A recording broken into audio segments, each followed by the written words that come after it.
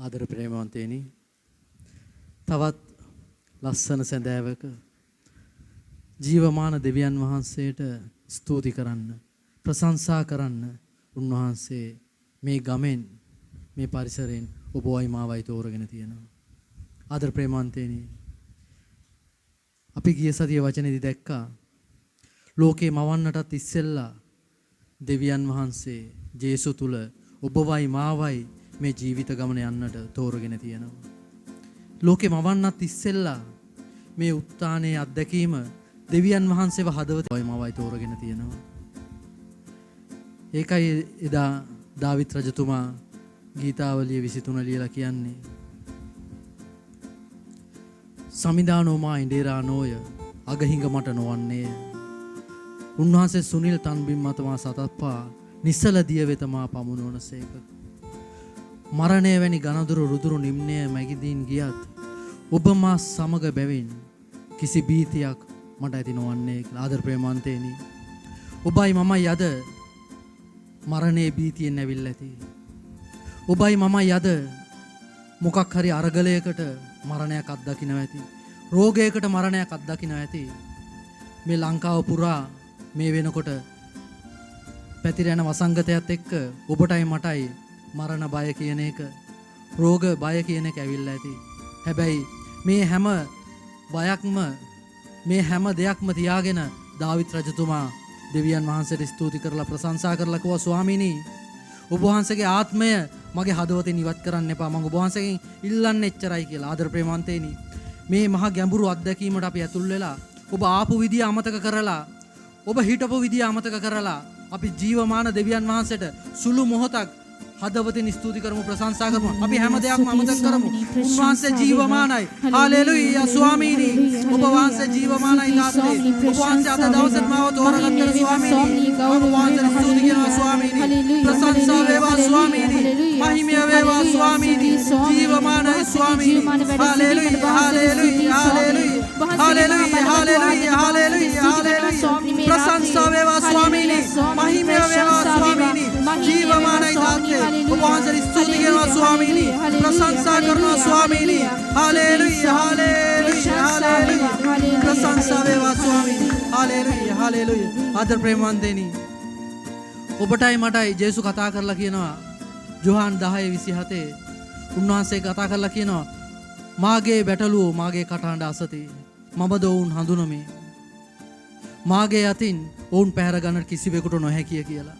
උන්වහන්සේ කතා කරලා කියනවා, මාහට මේ බැටළු දේවා වදාළ මාගේ පියාණන් වහන්සේ සියල්ලටම වඩා ශ්‍රේෂ්ඨය.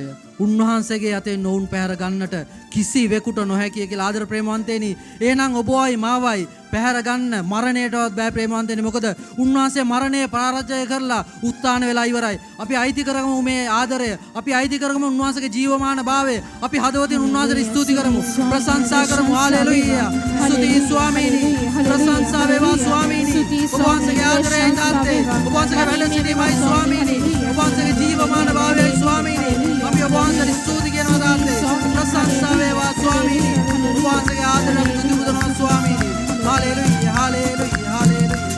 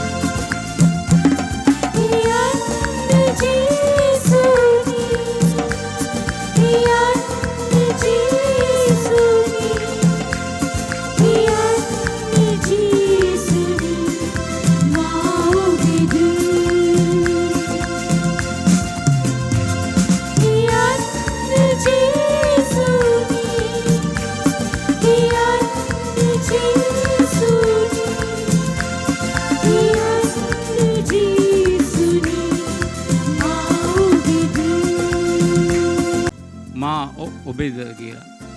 අපි අහනවා ජේසුගෙන් කියන්න ජේසුනි මා ඔබේද කියලා. ඇත්තරම ඔබගේ මගේ හදවතේ තමයි එය දන්නේ. උන්වහන්සේව අදහන ප්‍රමාණයට තමයි අපිම දැනගත යුතුයි උන්වහන්සේට අපි නතු වෙලාද කියලා, අයිති වෙලාද කියලා. ප්‍රේමවන්තයනි, මේ සඳහාවේ ඔබයි මමයි අද එකතු වෙලා ඉන්නේ උන්වහන්සේට ස්තුති කරන්න, ප්‍රශංසා කරන්න. උන්වහන්සේ අපට දැක්කවා වූ ඒ අපරිමිත ආදරය, ලෝබැඳි ආදරය වෙනුවෙන් උන්වහන්සේට ස්තුති කියන්න, ප්‍රශංසා කරන්න. සුද්ධවර ජෝහන් 36:35 මෙන්න මේ ආකාරයට උන්වහන්සේ ප්‍රකාශ කරනවා. ජේසුස් වහන්සේ කතා කොට ජීවනදායක ආහාරය මමය. මා වෙත පැමිණෙන යමෙක් වේද ඔහුට සාගෙනි නොවන්නේය. මා අදහන යමෙක් වේද ඔහුට කිසිකාලක පිපාස නොවන්නේය. පියාණන් වහන්සේ මට දෙන සියල්ලෝම මා වෙතට පැමිණෙති. මා වෙත පැමිණෙන්නා මම කිසිසේත් ඉවත නොදමි. මා ස්වර්ගෙන් පහළ වූයේ මාගේ කැමැත්ත කරන පිණිස නොව මා ඒ වාදාද තනන් වහන්සේගේ කැමැත්ත කරන පිණිස. ප්‍රේමවන්තයනි, අපි අපේ ජීවිතයේදී අපි බලන්නට වෙනවා. ඇත්තටම ජේසු පියාණන් වහන්සේගේ කැමැත්ත කරන්න මේ ලෝකෙට මුල සිට අග දක්වා උන්වහන්සේ ක්‍රියා කළ ආකාරය, උන්වහන්සේගේ කැමැත්තට එකක්වත් කළේ නැහැ. හැම දෙයක්ම කළේ පියාණන් වහන්සේගේ කැමැත්තටයි. එහෙනම් අද ජීවනදායක ආහාරය වැළඳීමට සුදුසු අය අද කවුද? අතරම උන්වහන්සේ පෙන්නනවා අදහන යමෙක් වේද ඒ ඔබ මා අද යම්කිසි ප්‍රමාණයකට හෝ උන්වහන්සේව අදහනවා, විශ්වාස කරනවා. ඒත් වැරදුණු තැන් පෙරදුණු තැන් එමටයි. ඒත් උන්වහන්සේ කියනවා අද වැළඳීමට සුදුසු අය කවුද? ඇත්තටම බලන්න අපේ පාපයේ ස්වභාවය, පාපයත් එක්ක අපි ජීවත් වෙන්නේ. අපිට මේ ස්වර්ගීය ආහාරය උන්වහන්සේ මමයි කියලා කියද්දී ඇත්තට මේ ආහාරය වැළඳීමට සුදුසුකම තියෙන්නේ පාපය ලත් ඔබයි මමයි. මනස්ථාපනය වෙලා සැබෑ මනස්ථාපනය තුලින් උන්වහන්සේව ලබාගත යුතුයි. ඇත්තටම මේ දේ අපිට ලබා දෙන්නේ, මේ ආහාරය ලබා දෙන්නේ උන්වහන්සේ පුදුමාකාර උන්වහන්සේගේ ජීවිතය වැය කරලා, උන්වහන්සේ කුරුසගතට ගිහිල්ලා, උන්වහන්සේ පියාණන් වහන්සේ වෙතට එකට යන්නට, දිනක සදාතන ජීවිතය ලබන්නට උන්වහන්සේ මේ භෝජනය තුලින් උන්වහන්සේ බලාපොරොත්තු වෙනවා. එහෙනම් මේ සඳහාවේ අපි උන්වහන්සේට අනේක වාරයක් ස්තුති කියමු, ප්‍රශංසා කරනවා. ජීවනදායක භෝජනය උන්වහන්සේ මමයි කියලා කියද්දී එය පොරොන්දුවක් හැටියට අපේ ජීවිතය අල්ලාගෙන ජීවත් වෙන්නට උන්වහන්සේට ස්තුති කියනවා, ප්‍රශංසා කරනවා. ස්තුති ස්වාමීනි, ප්‍රශංසා වේ.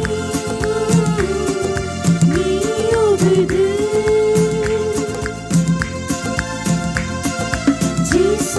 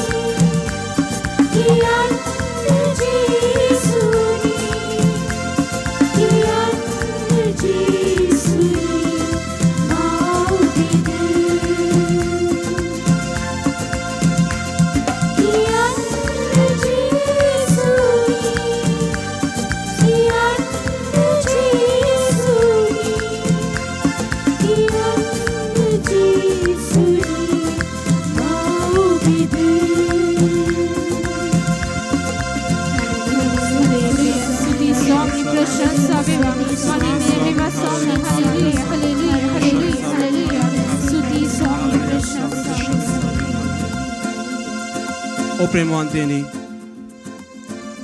අපි ස්වාමීන් වහන්සේට කිව්වා ස්වාමීන් වහන්සේගෙන් ඇහුවා අපි ජේසුගේ දරුවෝද කියලා.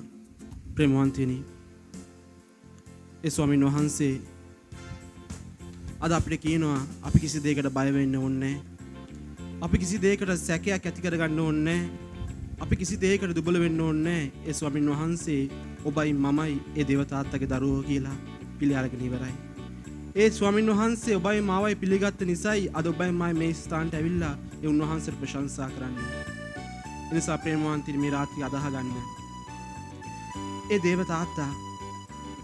දේවතාත්තා හරියට ඔබටයි මටයි කතා කරන්නේ.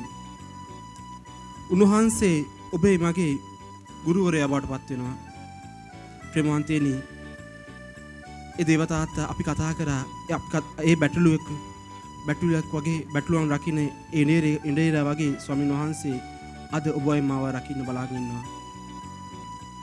ඒ ඉන්දියරකම මහ විශාල ආදරයක්. බැටළුවා කියන ප්‍රේමවන්තනි පිටතින් ලස්සනට හිටියට පිටතින් පරිපූර්ණ හිටියට බැටළුවාගේ ඇතුළාන්තය හරි දුර්වලයි, අන්ධයි, දුබලයි. ඒ වගේ ප්‍රේමවන්තනි අපි කොච්චර පිටතින් ලස්සන වුණත් කොච්චර බුද්ධිමත් වුණත් කොච්චර පරිපූර්ණ හිටියත් අපේ ජීවිතවල අපි අන්ධයි, දුබලයි, දුර්වලයි. ඒ දේවතාත්තා මේ රාත්‍රියේ කියනවා බය වෙන්න එපා. දුබලකම අත්හරින්න. අපේ පාපේ අත්හරින්න. අපේ පෞකාරකම අත්හරින්න. අපේ බැරිකම අත්හරින්න. ඒ දේවතාත්තා මේ රාත්‍රියේ ඔබයි මාවයි තුරුළු කරගෙන ඒ ස්වාමීන් වහන්සේගේ ආදරය රැගෙන යනවා. ස්වාමීන් වහන්සේ ඔබයි මාවයි තුරුළු කරගත්තම උන්වහන්සේ කියනවා බය වෙන්න එපා පුතේ. දුබල වෙන්න එපා. මම නුඹට ආදරය කරනවා. මුළු විශ්වයේ කිසි දෙයක් නැතුණත් මම නුඹ ගාව ඉන්නවා. මේ රාත්‍රිය අදහ ගන්න. ඒ දේවතාත්තා ඔබේ මගේ හදවතට ඇවිල්ලා ඒ මහ විශාල ආශිර්වාදයක්, මහ විශාල බලයක්, ශක්තියක් දෙන්න යනවා. ඒ නිසා ප්‍රේමවන්තනි, උන්වහන්සේ ඔබෙන් වගේ බලාපොරොත්තු එකම එක දෙයයි. ඒ එක දෑතක් නෙමෙයි, දෑත් දෙකම උසවලා එක වචනයකින් නෙමෙයි වචන හුඟක් උන්වහන්සේට එකතු කළා. අපේ හදවත විතරක් නෙමෙයි, අපේ මුළු ශක්තියෙන්, අපේ මුළු බුද්ධියෙන්, අපේ මුළු වීරියෙන් ස්වාමීන් වහන්සේට ප්‍රශංසා කරමු. ඒ ස්වාමීන් වහන්සේගේ බලය අත්දකින්න නම් ඒ ස්වාමීන් වහන්සේ අවශ්‍ය ප්‍රශංසා දෙන්න ඕනේ. ඒ නිසා ප්‍රේමවන්තේ දෑත් ඔසවන්න, හදවත විරුද්ධ කරන්න, උන්වහන්සේට ප්‍රශංසා කරන්න. හලෙලුයා ස්වාමීන් ප්‍රශංසා. හලෙලුයා ස්වාමීන් ප්‍රශංසා. ස්තුති ස්වාමීන්.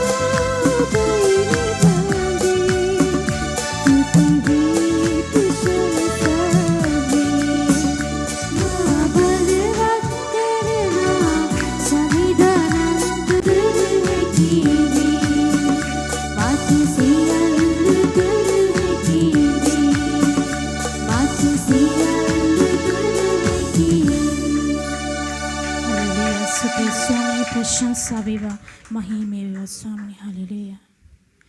ඕ ප්‍රේමවන්තයනි ලස්සන ප්‍රශංසාවක් මැද්දෙන් අපේ ශුද්ධාත්මයන් වහන්සේගේ වැඩ සිටීමට ඇතුල් වෙන්න යවිලා තියෙන්නේ. මුළුමනින්ම ඔබගේ හදවත් උන්වහන්සේට ඔසවන්න මේ රාත්‍රියේ. මොකද ඒ ශුද්ධාත්මයන් වහන්සේ බලාගෙන ඉන්නවා. ඔබේ මගේ ජීවිතයට ඇතුල් වෙලා ඒ දේවදරුකමේ මහා භාග්‍ය අත්දකින්න අපිට උදව් වෙන්න ප්‍රේමවන්තයනි. ඒ ජේසු එදා වසර 30ක් සාමාන්‍ය මිනිසෙක් විදිහට ජීවිතේ ගත කරලා ඒ ජෝර්දාන් නදියේ ස්නාවක ජෝහන් තුමා ඉදිරියේ බෞතිස්ම ස්නාපනයේ ලබන මොහොතේ ප්‍රේමවන්තයනි ඒ ස්වර්ගයේ විවර වෙලා ශුද්ධාත්මයන් වහන්සේ උන්වහන්සේ වෙතට පැමිණුණ මොහොතේ ඒ උන්වහන්සේ දේව පුත්‍රයා කියන දේ ලොවට අනාවරණය වුණා. උන්වහන්සේ මුළු මනින්ම ශුද්ධාත්මයන් වහන්සේගෙන් පිරුණා ප්‍රේමවන්තයනි. එහෙනම් මේ රාත්‍රියේ ඔබටයි මටයි තියෙන්නේ උන්වහන්සේ ඉදිරියේ දන නමන්න විතරයි ප්‍රේමවන්තයනි. ඔබයි මමයි ඒ ශුද්ධාත්මයන් වහන්සේට මුළු මනින්ම ඉඩ දුන්නොත් අපේ ජීවිතවලට ඇතුල් වෙන්න ඒ මොහොතේ ඔබයි මමයි දේව දරුවන් කියන දේ මුළු ලොවටම අනාවරණය වෙයි ප්‍රේමවන්තයනි. මොකද කිසිම දෙයක් අපේ ශක්තියෙන් අපිට කරන්න බෑ. අපිට ශුද්ධාත්මයන් වහන්සේගේ මහා බලය අවශ්‍යයි. දේව දරුවෙක් ලෙස සමාජයට ගිහිල්ලා ලෝකයට ගිහිල්ලා මගේම පවුලට ගිහිල්ලා ආදරය කරන්න ප්‍රේමවන්තනි ශුද්ධාත්මයන් වහන්සේගේ බලය අවශ්‍යමයි. උන්වහන්සේට ප්‍රසන්න ලෙස ජීවත් වෙන්න නම් මට මගේ ශක්තියෙන් බෑ ප්‍රේමවන්තනි. ඒ ශුද්ධාත්මයන් වහන්සේගේ මහා ආලෝකයේ මා තුළට පැමිණිය යුතුමයි. එතකොටයි මම දේව දරුවෙක් කියන දේ ලොවට අනාවරණය වෙන්නේ. එහෙනම් ඔබයි මමයි මේ රාත්‍රියේ දෑත් ඔසවලා උන්වහන්සේට ආරාධනා කරමු. අපේ ජීවිතවලට ඇවිල්ලා ඒ දේව දරුකමේ උරුමය ලොවට කියන්න ශක්තියක් දෙන්න කියලා. ඕ ශුද්ධාත්මයන්නි වහන්සේට මේ රාත්‍රියේ ආරාධනා කරනවා ස්වාමී දුබල අපේ ජීවිතවලට එන්න. අපේ ජීවිත ආලෝකමත් කරන්න.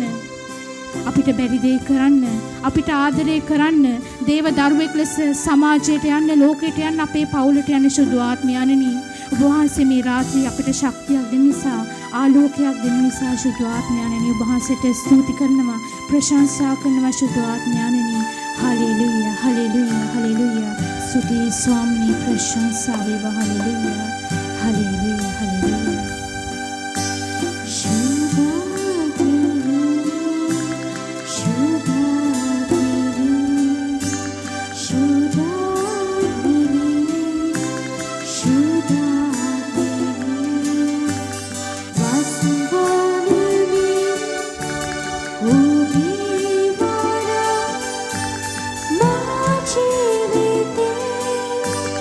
Oh,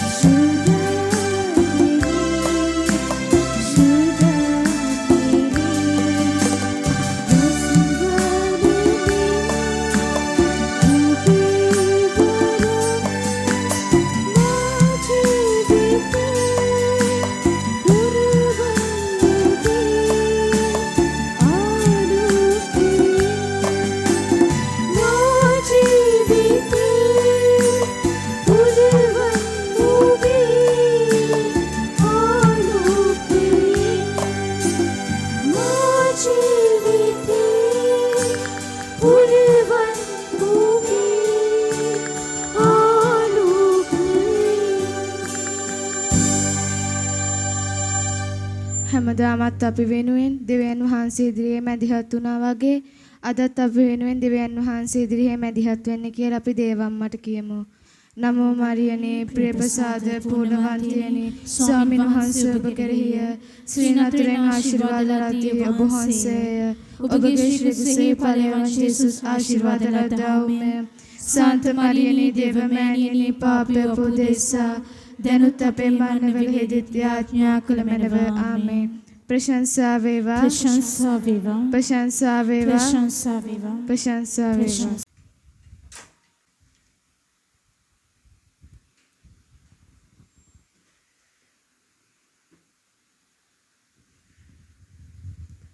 අපි ස්වාමීන් වහන්සේට මේ මොහොත බාර කරමු. ඔබ මම දන්නවා අපිට ශරීරයක් මනසක් තිබුණාට තවත් දෙයක්ත් තියෙනවා. මොකක්ද ඒ? ආත්මය. අපිට දැනුම වැඩි කරගන්න මනසින් දේවල් ලබා ගන්න පුළුවන්. ලෝකේ දේවල් මනසින් විග්‍රහ කරන්න පුළුවන්. ඒ වුණාට දෙවියන් වහන්සේ ආත්මයක්. මුළු දේව වචනයම ආත්මයන්න් වහන්සේගේ මඟ පෙන්වීම යටතේ ලියවිලා තියෙනවා. මිනිස්සෙක්ගේ ප්‍රඥාවකින් බුද්ධියකින් නෙමෙයි. එහෙනම් ඒ ආත්මයන් අපේ ආත්මය අවදි වෙන්නට ඕන. අපි ඒ නිසා මේ මොහොතේ කියමු. ඒක ඔබටයි මටයි අවදි කරන්න.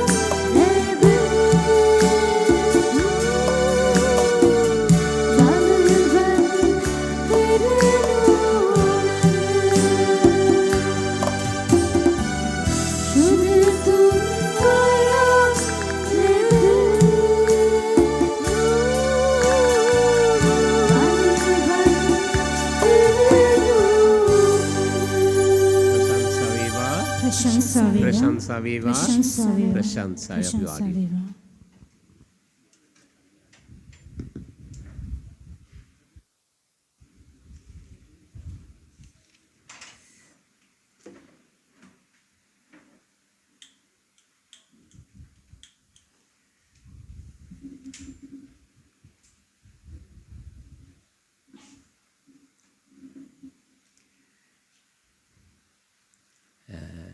අපි මේ උත්තානයේ පණිවිඩත් සමග එහෙම නැත්නම් උත්තානය පිළිබඳව අපිට සුද්ධාත්මයන්න් වහන්සේ දුන්න අවබෝධයන් ඇතුලේ අපිට ලැබිච්ච ලොකුම අවබෝධය තමයි මට හිතෙන විදියට අපිට ශරීරයක් මනසක් විතරක් නෙමෙයි ආත්මයකුත් තියෙනවා.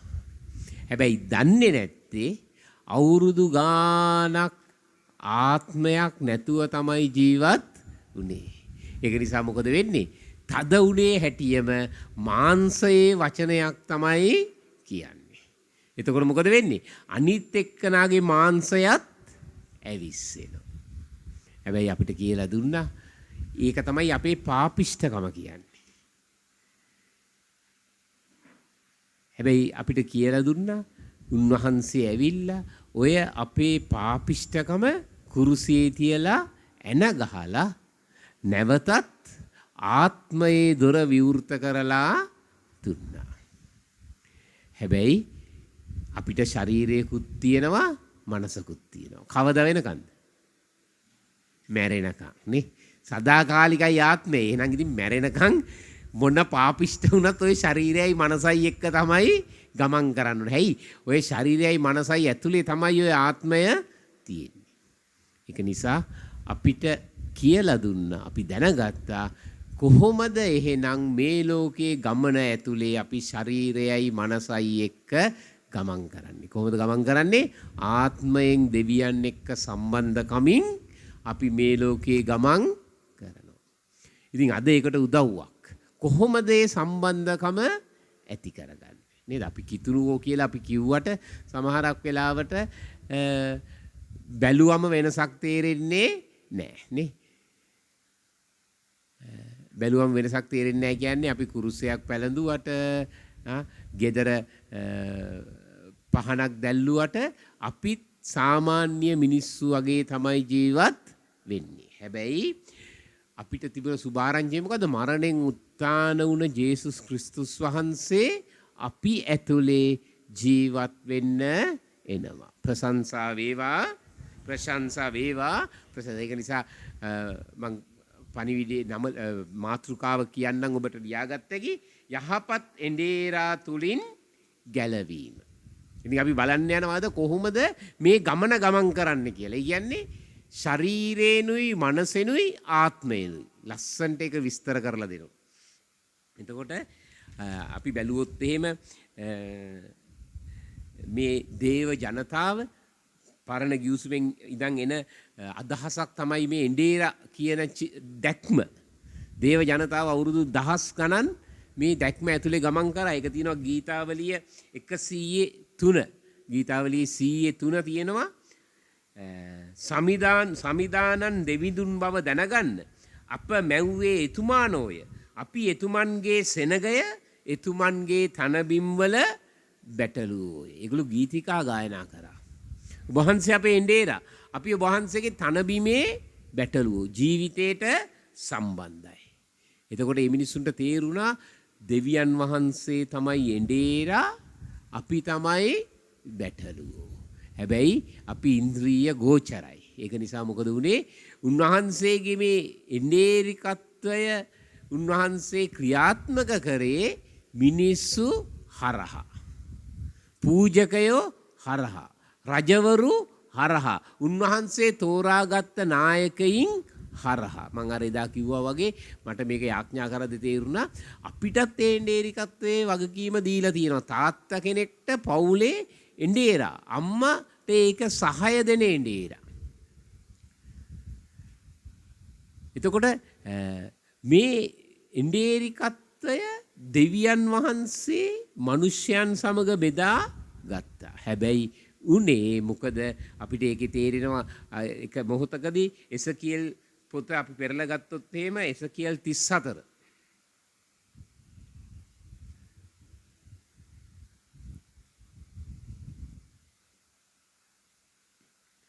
34:11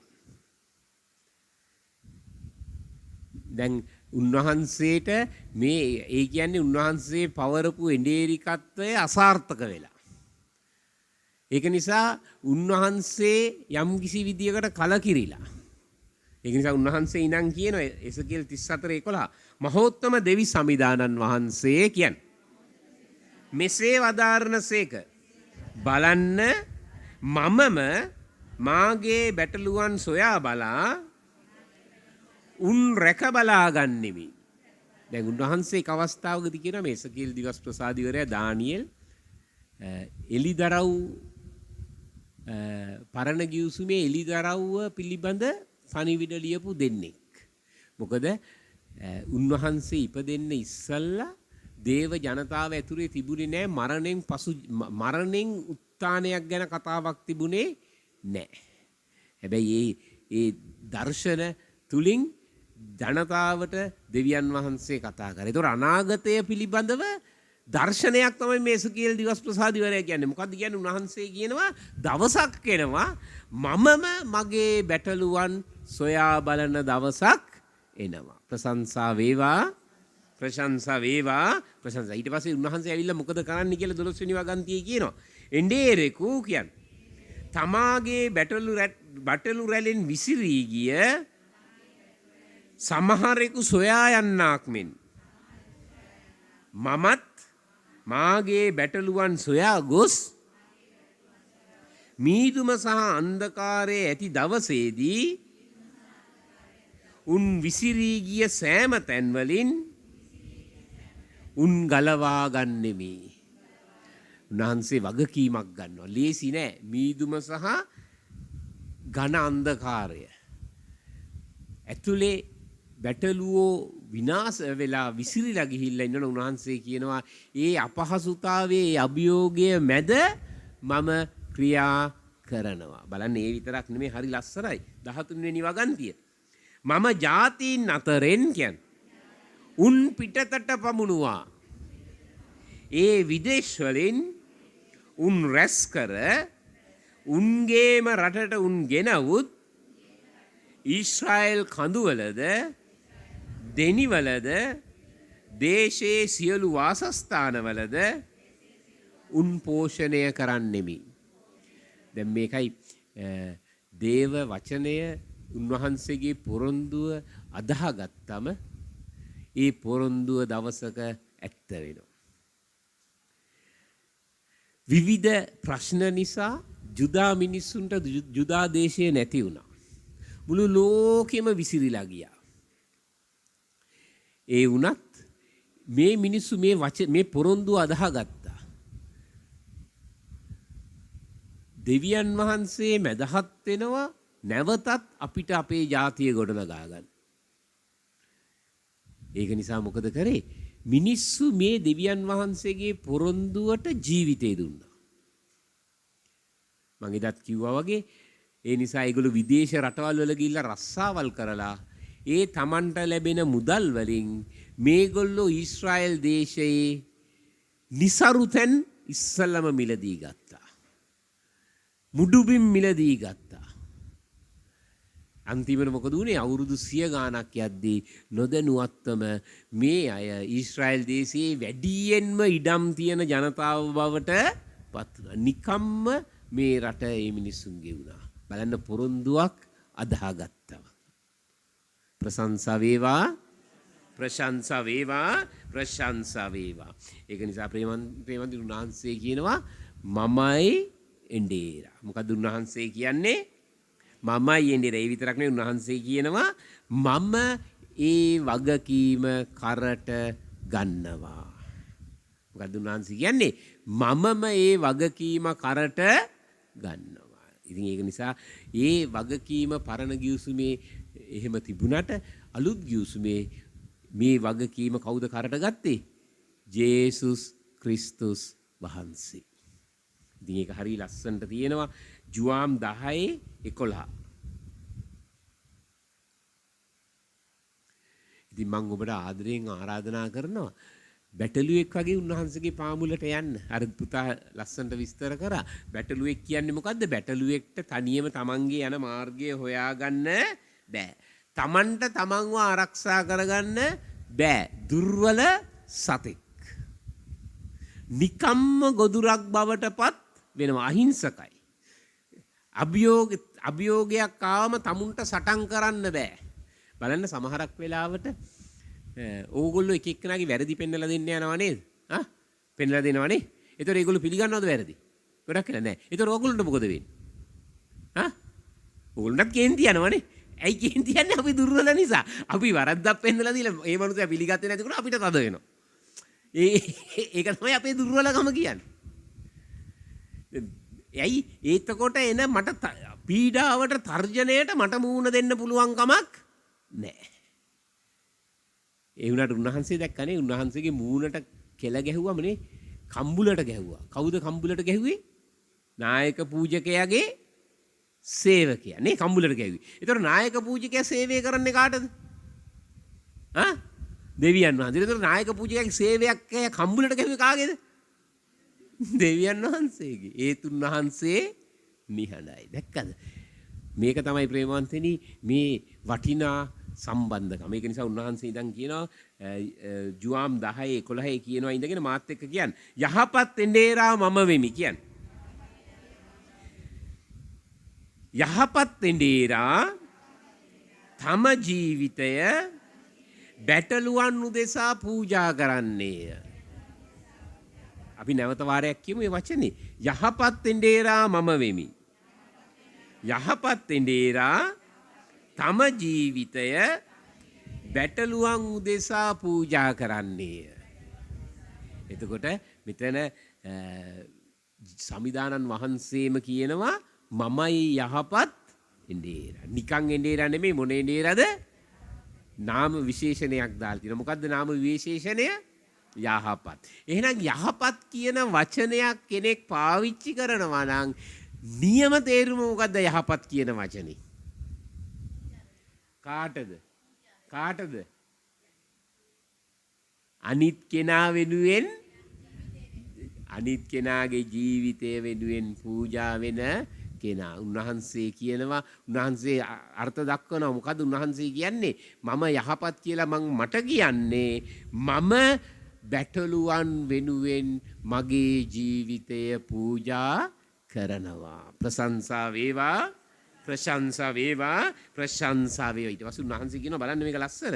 එඬේරෙකු නොවන එසේම බැටළුවන්ගේ අයිතිකාරයාද නොවන කුලීකාරයා වෘකයා එනු දැක බැටළුවන් හැර දමා පලා යන්නේය. වෘකයාද උන් වෙත කඩා පැන විසුරුවා හරින්නේය. දැන් මේක ගොඩාක් වැදගත් අදහසක්. මං හිතන්නේ අපිට අපේ ජීවිතය ගැන උන්වහන්සේ ලස්සන රහසක් කියලා දෙනවා. මොකද්ද උන්වහන්සේ කියනවා? එඬේරෙක් නොවන එසේම බැටළුවන්ගේ අයිතිකාරයාද නොවන කුලීකාරයා. එතකොට ඇත්තටම බැටළුවට කවුද ආදරේ? එඬේරා. එතකොට අර කුලීකාරයා එයා සමහරක් වෙලාවට නේද එඬේරා ලස්සනට බටුරු රැළ හදලා තියෙනවා නම් ආසයි කවුරුත් ඇවිල්ලා ඒ බැටළුවොත් එක්ක ජීවත් වෙන්න නේ. ඇයි කරදරයක් නැහැ. හැබැයි එයාගේ ඇතුලේ මොකද්ද තියෙන්නේ? ඇතුලේ ඇත්ත ආදරයක් තියෙනවද? නෑ. සමහරක් වෙලාවට ප්‍රේමවන්තේනි අපි ලෝකේ තියෙන ආසාවන් ලෝකේ තියෙන පෙළඹීම් එහෙම නැත්නම් අපි තරුණ වයසට එනකොට ඒ රැල්ලට අහු වෙලා කාටද අපි නොදැනුවත්වම අහු වෙන්නේ? වෘකයාට. අපි හිතනවා අපේ අම්මා තාත්තලත් වඩා ඒ වෘකයා අපිට ආදරෙයි කියලා නේ. සමහරක් වෙලාවට අපිට දේවල් ගෙනල්ලා දෙනවා. සමහරක් වෙලාවට අපිට පෙන්නනවා අම්මා තාත්තා කියනවා පුතේ ඔයක නෙමෙයි ඔබ තෝරගන්න ඕන මෙන්න මේ දෙයි තෝරගන්න ඕන. හැබැයි අපිට ඒ අපේ තෝරා ගැනීම ගැන අපිට පෙන්නලා දෙන ගොඩාක් අය අද ඉන්නවා. බලන්නකෝ රූපවාහිනියේ නාට්‍යයක් යනකොට මොකක් හරි වැඩසටහනක් යනකොට ඒක ඇතුලේ කොච්චර අපිට තෝරා ගැනීම අපිට ගෙනල්ලා පෙන්නනවද? නොදැනුවත්වම මොකද වෙන්නේ? අපි ওই වෘකයින්ට රැවටෙනවා. ඒතර සමහරක් වෙලාවට අපිට අපේ නියම එඬේරා අපිට කියනවා ඕක රැවටීමක් කියලා. හැබැයි අපිට ගොඩක් වෙලාවට ඒක හඳුනා ගන්න පුළුවන් කමක් ලැබෙන්නේ නෑ. අපේ ආශාවන්, අපේ පෙළඹීම්, අපේම තියෙන ස්වභාවයේ දුර්වලකම්. ඉතින් ඒක නිසා උන්වහන්සේ ඉඳන් කියනවා, ඒක නිසා උන්වහන්සේ කියනවා ඉඳගෙන ඔය කුලීකාරයා ප්‍රශ්නයක් එනකොට, අභියෝගයක් එනකොට නුඹව දාලා දුහලා යනවා. මීට අවුරුදු 2කට 3කට ඉස්සල්ලා අඟුලානි ප්‍රශංසා මෙහෙ පවත්වගෙන ඉන්නකොට අසරණ අම්මා කෙනෙක් ඇවිල්ලා ඉවරුනාම හොඳටම අඬනවා. මම දන්නෙත් නෑ. ඊට පස්සේ එතන අය කතා කරාම මොකද වෙලා තියෙන්නේ? මහත්තයාට heart attack එකක් ඇවිල්ලා ඒක හොඳ කරගන්න මුදල් ඕන නිසා ඒගොල්ලොන්ගේ ගේ ලක්ෂ 2කට උගස් තියලා. දැන් මොකද වෙලා තියෙන්නේ? ගේ සින්න වෙන්න යනවා. පොලිය කීයද? 10%. ඒ කියන්නේ ඒකට ලක්ෂ 2කට හැම මාසෙම පොලිය කීයක් ගෙවන්න ඕනද? 20000ක් ගෙවන්න ඕන. මේ මිනිසුන්ට කන්නත් සල්ලි නෑ. මම දකිනවා මිනිස්සු. හැබැයි මං දැකලා නෑ සමහරක් වෙලාවට ඇවිල්ලා කෝල් එකක් දීලා අපිට දැනගන්න හම්බ වෙනවා අපේ ගෙදර අයට දවස් 3කින් කන්න නෑ කියලා. ඒක ඇත්ත. මට හිතා ගන්නත් බෑ එහෙමත් මිනිස්සු අපි අතර ඉන්නවයි කියලා. එච්චර අසරණ පවුලක්. හැබැයි දැන් මොකද වුනේ? අරක උගස් දෙනකොට ගොඩක් ඒක ලස්සන්ට තමයි පෙන්වුවේ. අනාගතයේ ඔබට මහා විනාශයක් වෙනවයි කියලා පෙන්වුවේ නෑ. ඊට පස්සේ කොහොම හරි මේ කට්ටියත් එක්ක සම්බන්ධ වෙලා, සමිතියක් එක්ක සම්බන්ධ වෙලා අපි ගිහිල්ලා කතා කරලා ඒ පොලිය ගත්ත මිනිස්සයාට මේ මිනිස්සුන්ගේ අසරණකම කියලා අපි මේ එකතු කරලා තමයි ගෙවන්නේ කියලා හා කියලා එයා ගන්නකොට සල්ලි අර ණය ඉතුරු වෙලා තිබුණ පොලියත් අපෙන් කපලා ගත්තා. ඒ මිනිස්සයාට කිසිම අනුකම්පාවක් නැහැ. මේ අසරණ මිනිස්සු ටිකක් සල්ලි ටිකක් එකතු කරලායි මේ අසරණ පවුලට උදව් වෙන්න යන්නේ කියලා. ඒ මිනිස්සයාට කිසිම අනුකම්පාවක් නැහැ. ඒ තමයි කුලීකාරයා කියන්නේ. ඇයි? වෘකේ ඇවිල්ලා මේ මිනිස්සුව විනාශ කරත් කුලීකාරයාට වටින්නේ තමන්ගේ ජීවිතේ විතරයි. ප්‍රශංසා වේවා, ප්‍රශංසා වේවා, ප්‍රශංසා වේවා. ඒක නිසා ප්‍රේමන්තනි කුලීකාරයාටත් වෙන අරමුණු තියෙනවා.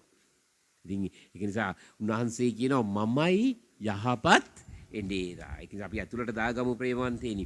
ඒක නිසා උන්වහන්සේ ඊළඟ වගන්තිය කියනවා බලන්න 13. ඔහු පලා යන්නේ කියන්නේ කුලීකාරයෙකු වන නිසාත් බැටළුවන් ගැන සැලකිල්ලක් නැති නිසාත්ය. ඔහුට නැති නිසාත්ය. දැක්කද? අපි මේ ජේසුගේ ආදරය උන්වහන්සේ කියනවා. මං කිව්වනේ ඔබට දැන් අපිට අපේ ජීවිතේට මොනවද තියෙන්නේ? ශරීරයක් තියෙනවා, මනසක් තියෙනවා, ආත්මයක් තියෙනවා. තේරුණාද? කුලීකාරයා වැඩ කරන්නේ මොකෙන්ද? මනසිනුයි ශරීරේනුයි විතර. හැබැයි උන්වහන්සේ කොහොමද වැඩ කරන්නේ? උන්වහන්සේ ආත්මයෙන් අපිත් එක්ක බද්ධ වෙලයි ජීවත් වෙන්නේ. ප්‍රශංසා වේවා, ප්‍රශංසා වේවා, ප්‍රශංසා. ඒකයි උන්වහන්සේ කියන්නේ. උන්වහන්සේ සමහරක් වෙලාවට ප්‍රේමවන්තේනි අපිට අපේ ජීවිතේ ගැන වටිනාකමක් නැහැ. අපේ ජීවිතේ අපේ තියෙන දුර්වලකම් නිසා අපි කලකිරිලා ජීවත් වෙන්නේ. ඒක නිසා ඔබ ජීවිතේ මූණ දෙන ප්‍රශ්න අභියෝග ඉදිරියේ සමහරක් වෙලාවට ඔබ කොච්චර හිතිලා තියනවද? දැන් නම් ජීවත් වුණා ඇති. ජීවිතේ නැති කරගන්න අපි කොච්චර හිතලා තියෙනවද? හැබැයි උන්වහන්සේ කියනවා ඔබට ආදරේ නැති වුණත් මං ඔබට ගොඩාක් ආදරේ. අපි උන්වහන්සේට අත්වල සන්නාදයක් දීලා අපි උන්වහන්සේට ප්‍රශංසා කරමු. Hallelujah, hallelujah. ප්‍රශංසා වේවා සුදේ ස්වාමීනි. ජීවමානයි වහන්සේගේ ආදරයයි. ඒ නිසා ප්‍රේමන්තනි අල්ලගන්න මේක. වැටෙන වෙලාවට, කලකිරිලා ඉන්න වෙලාවට අල්ලගන්න. මං ආදරය කරනවටත් වඩා ආදරය කරන කෙනෙක් මාත් එක්ක ජීවත් වෙනවා. ප්‍රශංසා වේවා. ප්‍රශංසා වේවා.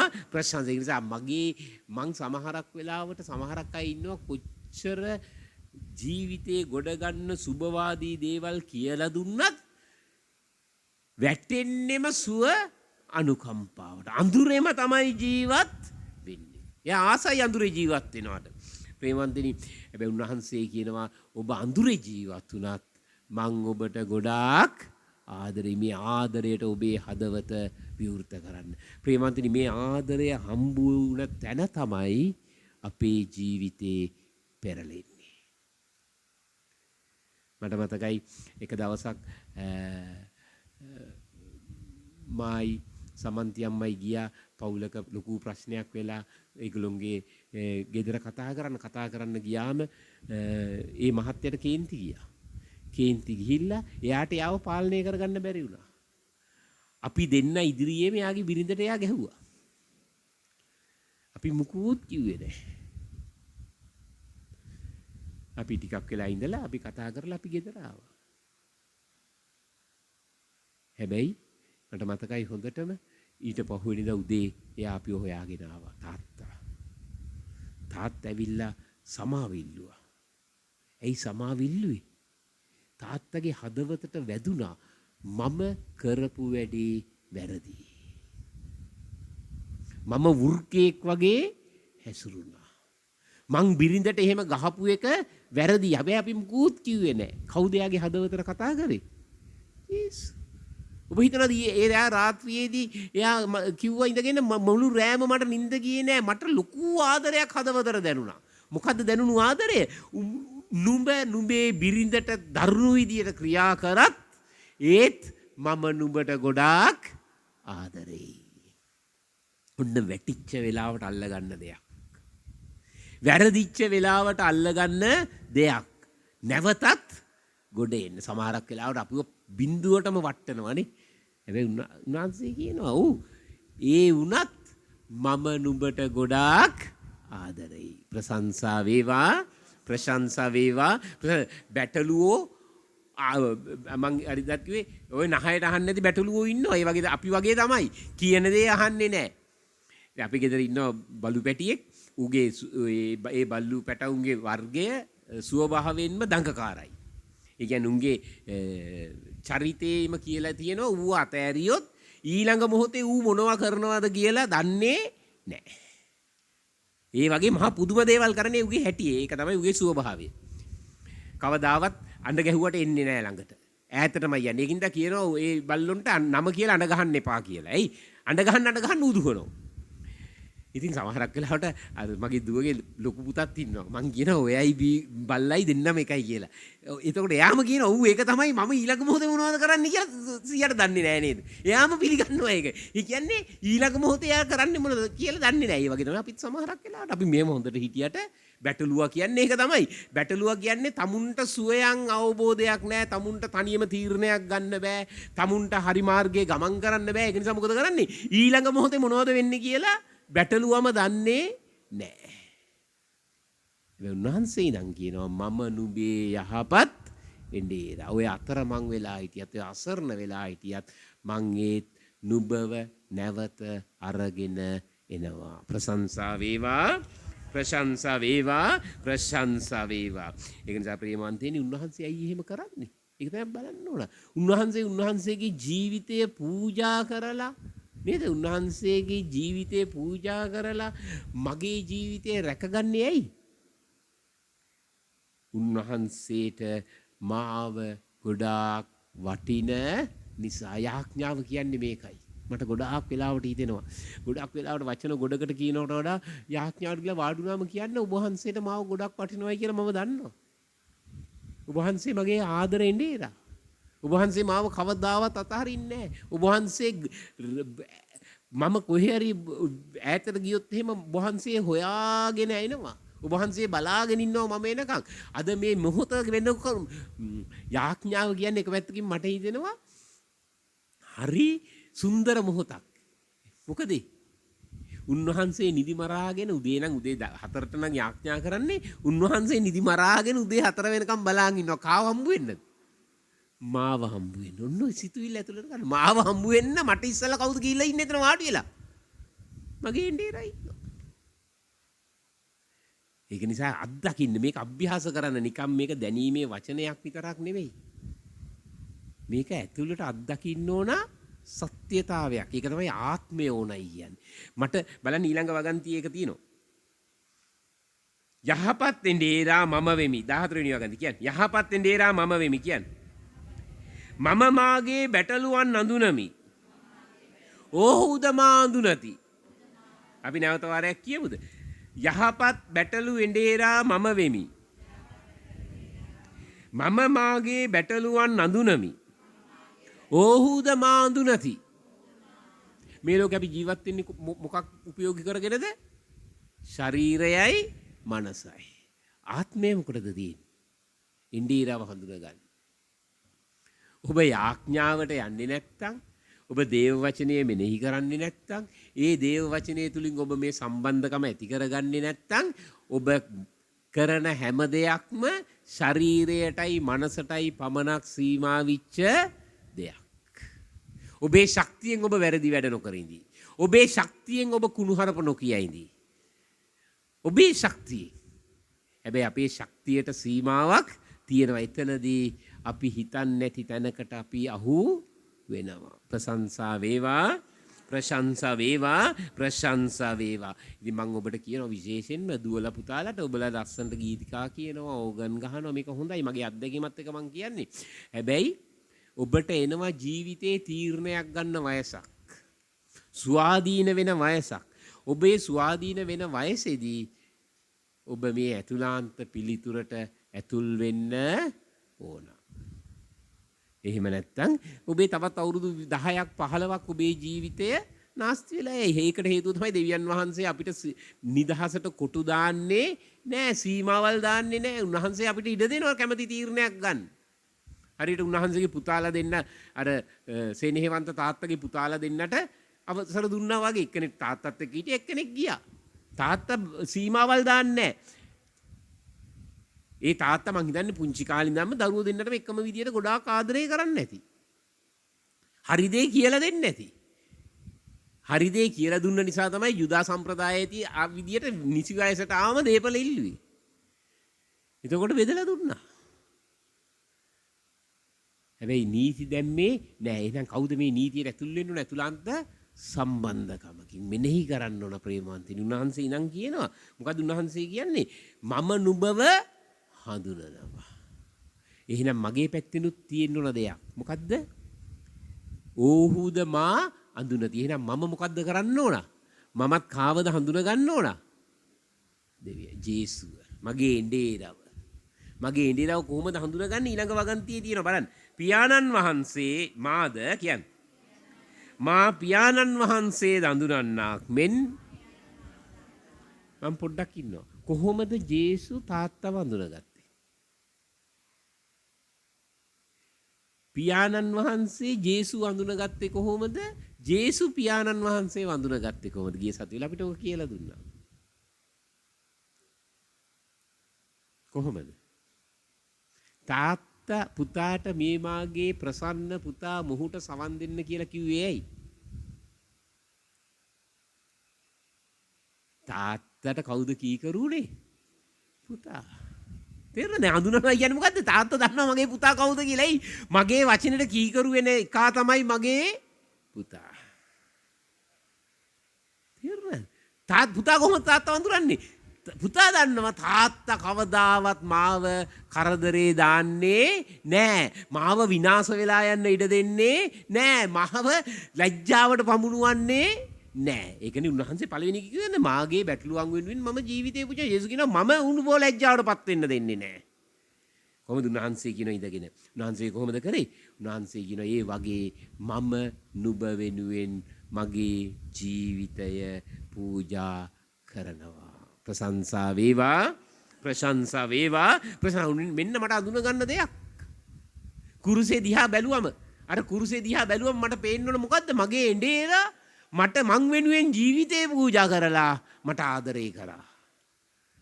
මට අවස්ථාවක් ගෙනල්ලා දුන්නා උන්වහන්සේව හඳුන ගන්න. කොහොමද? උන්වහන්සේ මරණයෙන් මැරිලා උත්තාන වෙලා සුදාත්මයන්න් වහන්සේ තුලින් මං තුලට ඇවිල්ලා ජීවත් වෙනවා. මොකටද ජීවත් වෙන්නේ? මගේ ආත්මය පුබුදුවන්න. ඒතකොට ආත්මේ පිබුදුවම් මං කාවද හඳුනගන්නේ? බය වෙලා වගේ මේගොල්ලෝ. ජේසුව හඳුනගන්නේ. මං ඇයි මේවා කියලා දෙන්නේ? මේක තමයි පුතේ දුවේ ජීවිත ගමන කියන්නේ. අපි මේක අත්දකින්න ඕන. නිකම් මේ මනසෙන් විතරක් වචනයක් අරගෙන බෑ. ආඥාව කියන්නේ මේකයි.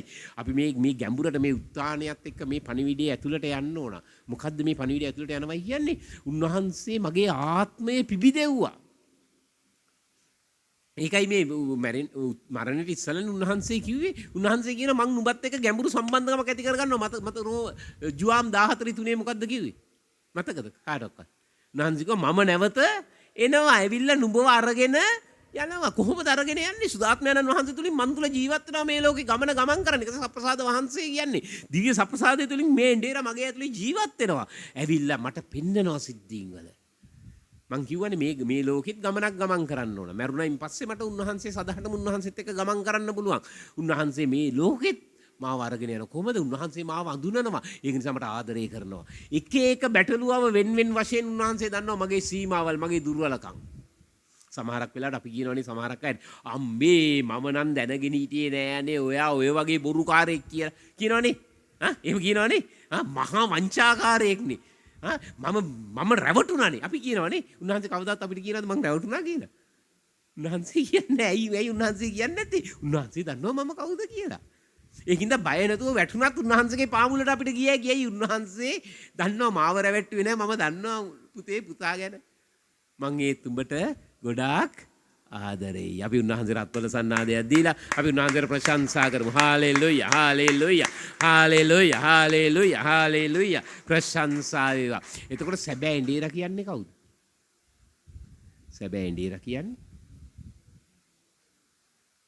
එඬේර කියන්නේ වැටිලා මඩවලේ හිටියත් මාව ඔසවලා කරේ තියාගන්න පුළුවන් කෙනා. ඔබ හිතලා බලන්න. හැබැයි ඔබ වැටිලා මඩවලක වැටිලා මඩ නාගෙන ඉන්නකොට උන්වහන්සේගේ දෑත ඇවිල්ලා ඔබව කරේ තියාගෙන ගිය අත්දැකීමක් ඔබ ලබලා තියෙනවා නම් ඔබට ගොඩාක් ලේසි ඒ වගේ තැනකදී තවත් කෙනෙක්ට මේ විදියට පිළිතුරු දෙන්න. ඒකයි කියන්නේ වාසනාවන්ත පාපය. එහෙනම් වැටුණු හැම තැනක්ම වාසනාවක්. ඇයි? වාසනාවක් වෙන්නේ කොහොමද? උන්වහන්සේ මාව ඔසවන ගන්න ඒ ගැනීම මට ජීවමාන වෙන්න ඕන. මට ඇත්තක් වෙන්න ඕන. එතකොට මට පුළුවන් වෙනවා වැටුණ කෙනාව මඩවලේ මඩ නාගෙන ඉන්නකොටත් නේද? ජේසු කියනවා. ජේසු කවදාවත් කියන්නේ නැහනේ දැන් නම් ඇති පුතේ උඹ ඵලයන් කියලා කියන්නේ නැහැ. තීරණය ගන්න අපි. කොහොමද අපි තීරණය ගන්නේ ජුදස් වගේ? ඒක තමයි මරණීය පාපය කියන්නේ. මරණීය පාපය කියන්නේ මොකද්ද? මම වැටෙනවා දෙතුන් පාර වැටිලා මං තැනකට එනවා. තව දුරටත් ජේසුගෙන් මට සමාවක් නැහැ කියන තැන. ඒක තමයි මරණීය පාපය කියන්නේ. මම තමයි තීරණය ගන්නේ උන්වහන්සේගෙන් මට සමාවක් නැහැ කියලා. සුදාත්මයන්න් වහන්සේව පිළිගන්නේ නැහැ. සුදාත්මයන්න් වහන්සේ තුලින් ජේසු මං තුලට ඇවිල්ලා ජීවත් වෙලා මාව නැවත මරණයෙන් උත්ථානයේ අත්දැකීමට ගන්නවා කියන ඇදහිල්ල මගේ ළඟ නෑ. අඳුරේ. ප්‍රශංසා වේවා ප්‍රශංසා වේවා ප්‍රශංසා වේවා. ඒක නිසා ප්‍රේමවන්තේනි ඇතුල් වෙන්න මේ අත්දැකීමට, මේ ආදරයට ඇතුල් වෙන්න. උන්වහන්සේ ඔබට ගොඩාක් ආදරෙයි.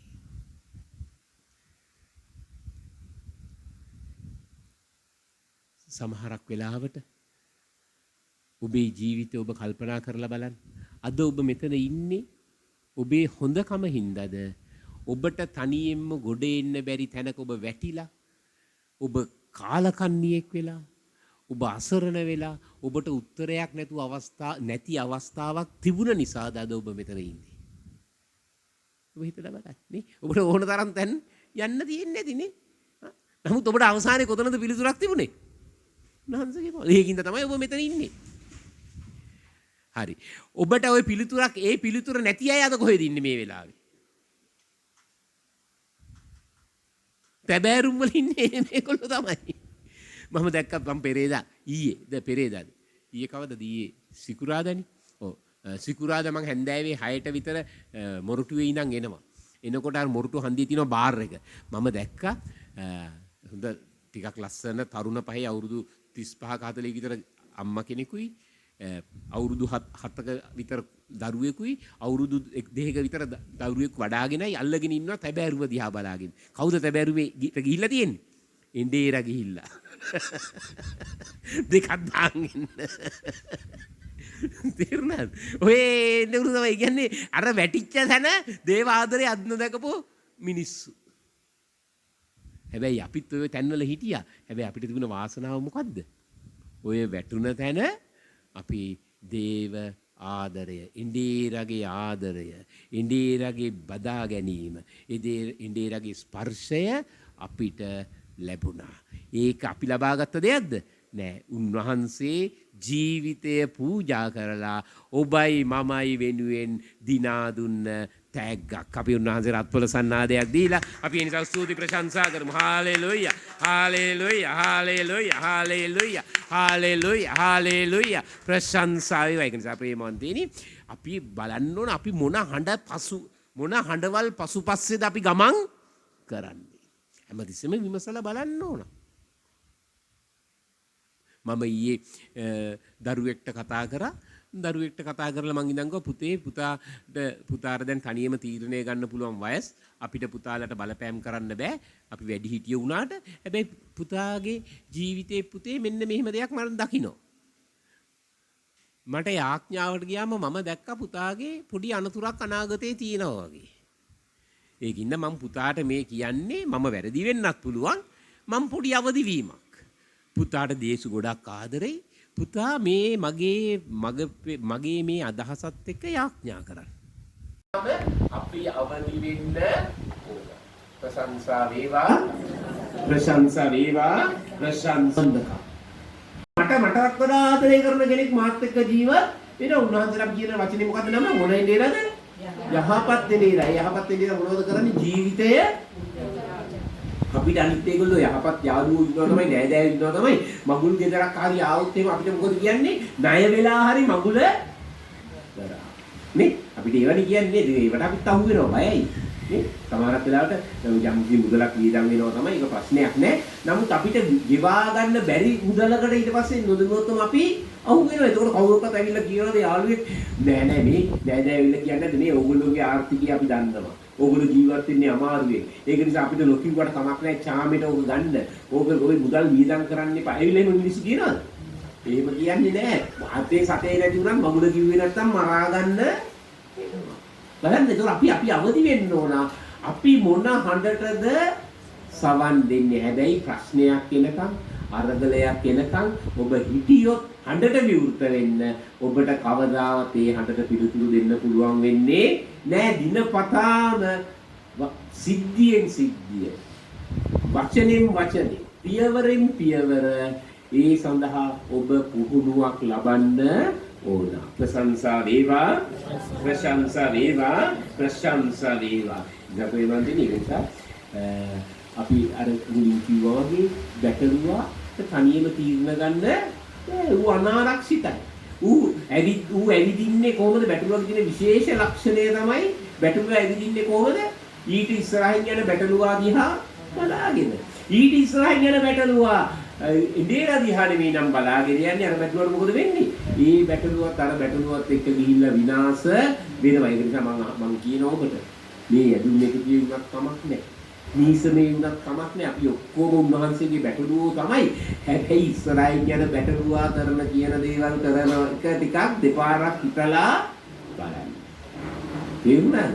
ඒකට හේතුව සමහරක් වෙලාවට අපි ඒවට ගිහිල්ලා ජීවිතේ විනාශ කරගන්න පුළුවන්. ප්‍රශංසා වේවා ප්‍රශංසා වේවා ප්‍රශංසා වේවා. ඒක නිසා ප්‍රේමවන්තනි බැටළුවට ස්වාධීනව ජීවත් වෙන්න පුළුවන් කමක් තියනද? නෑ. ඒ හින්දා තමයි ප්‍රශංසා මේකට එන්නේ. ඒකින්ද තමයි මම ගොඩක් සතුටුයි. ඇත්තටම ඉතින් මම නම් මේ වගේ ගමක නෙවෙයි ජීවත් වෙන්නේ. මම ගොඩක් සතුටුයි හිත ඇතුලේ ක්ලෝඩ් තාත්තයි නම් කියන දවස් 7ම මෙහෙ එකතු වෙනවා කියලා. ඇයි ඒ බැටළුවාට තනියම ජීවත් වෙන්න බෑ. ඔයගොල්ලන්ට නෙමෙයි. ක්ලෝඩ් තාත්තට තනියම ජීවත් වෙන්නත් බෑ. ක්ලෝඩ් තාත්තගේ ජීවිතේ දන්නවා. නොදැනුවත්වම ඕගොල්ලෝ බැටළුවෝ වුණාට ක්ලෝඩ් තාත්තත් ඕගොල්ලෝ ඉදිරියේ බැටළුවේ. මම නිකන් දීමයි. ඒ එකතුව නැත්තම් ක්ලෝඩ් තාත්තට ජීවත් වෙන්න බෑ. මේක තමයි ඇත්ත. මේ සම්බන්ධකම ඒකින්ද ඒවා තියෙන්නේ මොකටද මේ? අපිට තනියම ජීවත් වෙන්න බැරි නිසා. දැන් මේ කොරෝනා ඇවිල්ලා නේද අවුරුදු මාස ගාණක් එකතු නැති වුණාම බැටළුවෝ කොහෙද ගිහලා තියෙන්නේ? බැටළුවෝ දැන් එකතු කරගන්න ගියාම හරි ප්‍රශ්න. උන් වෙන ගාල් වලට එකතු වෙලා ඒව පුරුදු වෙලා. දැන් මේ වෙලාව දෙන්න පුළුවන් කමක් නෑ. ඇයි වෙන ගාලක වෙන දෙයක් තියෙනවා. නොදැනුවත්වම වෙන ගාල් සමහරවිට මොන ගාල්ද තියෙන්නේ? ටීවී එකේ යන ටෙලිඩ්‍රාමා එකකට අද තමයි හොඳම කොටස යන්නේ.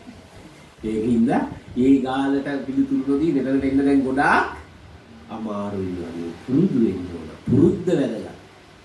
තේරුණාද? එළියලා පිටිපස්සේ යන්න පුරුදු වුණොත් තමයි මේ පුරුද්ද අපි මොහොතකට හරි අතහැරියොත් අපිට නැවත ඒ පුරුද්ද ඇති කරගන්න ගොඩාක් අමාරුයි. ඒක නිසා මම ඔබට ආදරෙන් ඉල්ලනවා.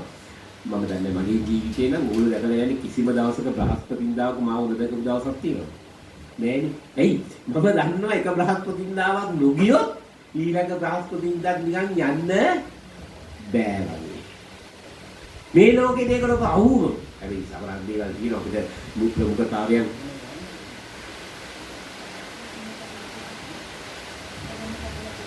ප්‍රමුඛතාවයන් තෝරා ගැනීමේ අවස්ථාවල් තියෙනවා. නමුත් ඔබ දෙපාරක් හිතන්න ඕන. මම ඔබට ආදරෙන් දෙයක් කියනවා.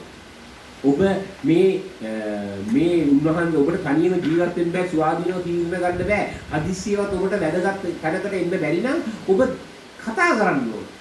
කතා කරලා කියන්න ඕන ඔබේ අවශ්‍යතාවය. මට මෙහෙම දෙයක් තියෙනවා තාත්තේ, මෙහෙම දෙයක් තියෙනවා අම්මේ, මෙහෙම දෙයක් තියෙනවා සහෝදරයා, මෙහෙම දෙයක් තියෙනවා. මම මොකද්ද කරන්න ඕන කියලා ඒ ස්වාධීනව ගන්න තීරණයට හැමතිස්සෙම තවත් උදව්වක් ලබා ගන්න ඕන. ප්‍රශංසා වේවා, ප්‍රශංසා වේවා, ප්‍රශංසා. අයියේ උන්වහන්සේ කියනවා මම එදේර ඔබ බැටළුවෝ. අපි සමහරවිට අපි දන්නවා අපිට තීරණ ගන්න පුළුවන්. අපි ඉගෙනගෙන තියෙනවා.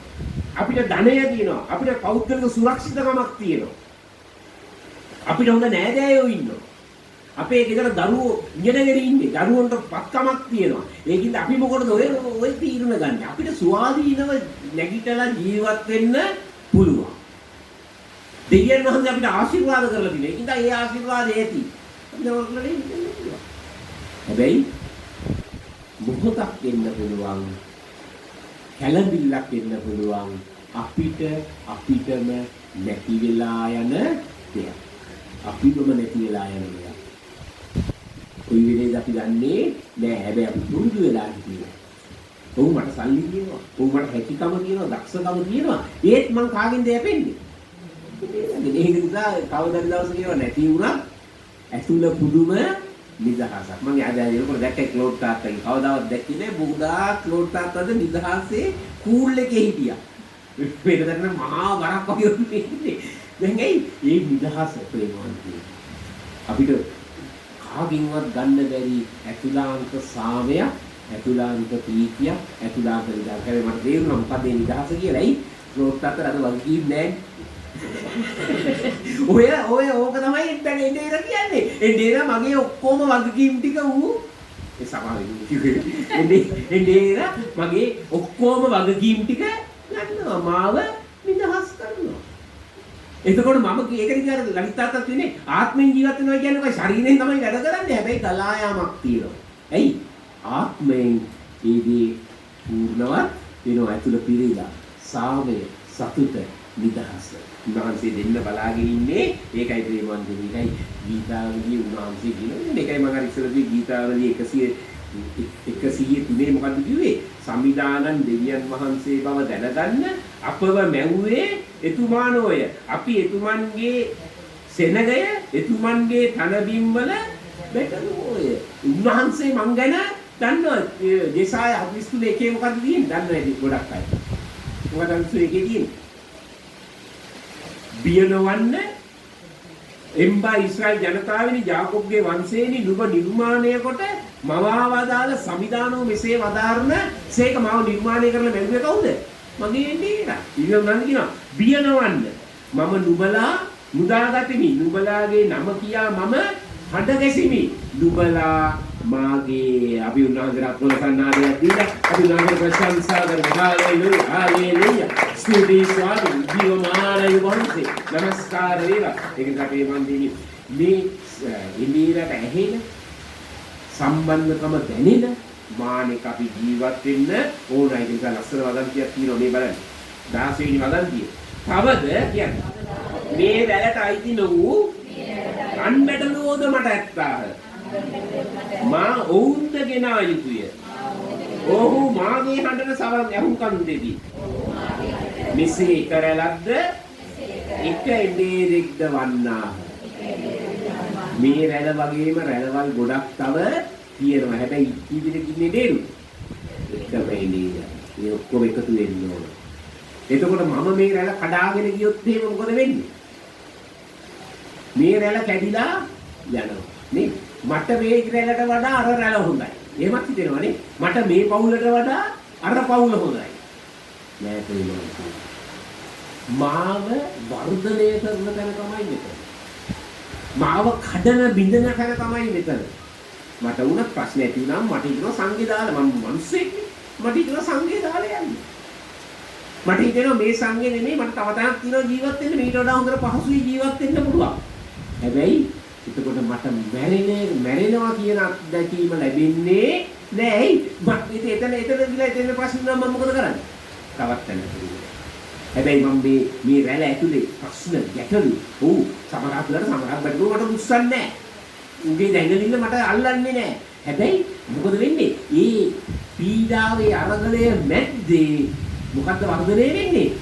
මගේ වටිනාකම වර්ධනය වෙනවා එතකොට මට අන්තිමට දැනෙනවා මට මගේ මාව මේ රැළට දාලා තියෙන දුර්වලම වැටුණෝ ඉන්නේ මොකටද දාලා තියෙන්නේ මාව බලවත් කරන්න මාව ශක්තිමත් කරන්න මම හිතන මොකද වෙන්නේ දවසක මේ දුර්වල රැළේ ඉඳලා පීඩාවල් ප්‍රශ්න අරගෙන නැත්තේ මමත් බලවත් වෙලා මොකද වෙන්නේ මමත් දවසක සහය එදේ බවටපත් වෙනවා ප්‍රශංසා වේවා ප්‍රේමයෙන් අඩුපාඩු දෙන්න පුළුවන්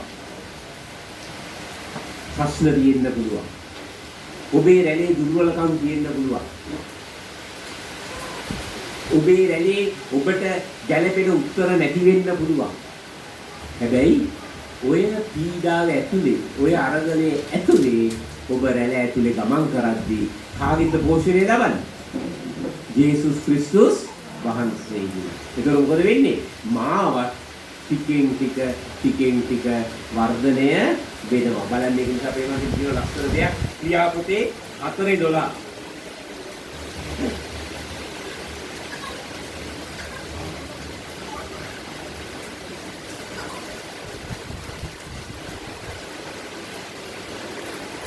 වාක්‍යක කියන්නේ අන් කිසිවෙකු මගින් කියන්නේ ගැලවීමක් නැත මන්ද අපේ ගැලවීම සලසා දෙන අන් කිසි නාමයක් මුළු ලොවේම මිනිසුන් අතර නැත මිනිස්සු අතර නෙමෙයි කවුද අපිට ගැලවීම ලැබලා දෙන්නේ මරණය පරාජය කරලා උත්ථාන වුණ ජේසුස් ක්‍රිස්තුස් වහන්සේ අපි උන්වහන්සේලා පොළසන්නාලයක් දීලා අපි උන්වහන්සේට ප්‍රශංසා කරමු හාලෙලූයා හාලෙලූයා හාලෙලූයා හාලෙලූයා ඒක ප්‍රශ්න අරගෙන ඉන්න කියලා දුවන්න එපා මා වෙතට එන්න මමයි ඔබේ යහපත් එන්නේ ඔබට මතකද දන්නේ මම අවසන් කරන්න මම දවසක් අත්දැකීමක් වුණා රත්නපුරේ කට්ටඩියේ මතකද හා බලන්න මේ කට්ටඩිය මොන තරම් එයාගේ මගේ තාම තියෙනවා මගේ ෆෝන් එකේ රෙකෝඩ් කරලා මේ කට්ටඩිය කරපු කට්ටඩි ජවාවැද එයා කියනවා මම කඹකාසි මතුනලා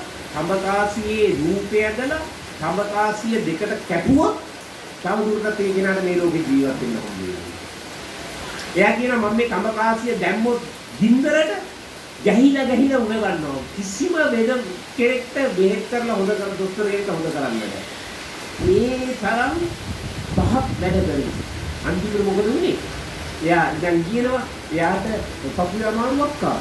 පපුවේ අමාරුවක් ආවම මොකද උනේ? පපුවේ අමාරුවක් ආවම දොස්තරෙක් ගන්නවා ඒ කාලේ. ලක්ෂ 28ක් යනකොට ඔපරේෂන් එක. මේ මාස දෙකක් ඇතුළත මේ සැක්කම කරේ නැත්නම් ඔබ ජීවත් වෙන්නේ නැහැ. පස්සේ මෙයා දන්න විදිය තමයි මෙයා කරුවේ මොකද? මෙයාට කරා දක්ෂ පේන කියන ගෑනු කෙනෙක් ඉන්නවා මෙයාගේ. දන්නේ යාව හොයාගෙන ගියා. යාව හොයාගෙන ගියා මෙයා මොකද කියලා තියෙන්නේ මෙයාට?